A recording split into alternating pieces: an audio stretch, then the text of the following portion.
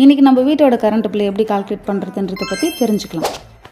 Tamil Nadu domestic EB டெரிஃப் பார்க்கலாம். நம்மளுக்கு ஒரு 100 யூனிட்ஸ்க்கும் ஒரு ப்ரைஸ் கொடுத்துருக்காங்க.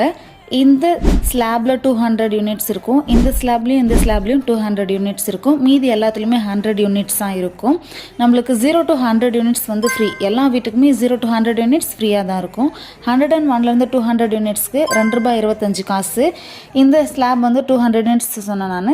201லேருந்து 400 யூனிட்ஸ் வரைக்கும் ₹4.50.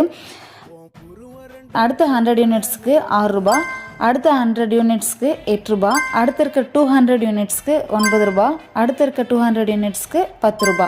ஃபார் எக்ஸாம்பிள், ஒரு வீட்டில் 380 யூனிட்ஸ் யூஸ் பண்ணியிருக்காங்க அப்படின்னா ஃபஸ்ட்டு 100 யூனிட்ஸ்க்கு ஃப்ரீன்னு சொல்லியிருந்தேன். So first 100 units free. அதுக்கு அடுத்து 100 யூனிட்ஸ் 101லேருந்து 200 வரைக்கும் கால்குலேட் பண்ணால் ₹2.25. செகண்ட் 100 யூனிட்ஸ்க்கு ₹2.25 இன்ட்டு 100 மல்டிப்ளை பண்ணால் ₹225 வருது. தேர்டு ஸ்லாப் 200 யூனிட்ஸ்க்குமே ஒரே ருப்பீஸ் தான் சொன்னேன், ₹4.50. இப்போ ₹4.50 இன்ட்டு 180. ஏன் 180 அப்படின்னா 100 200 ஆகிடுச்சு.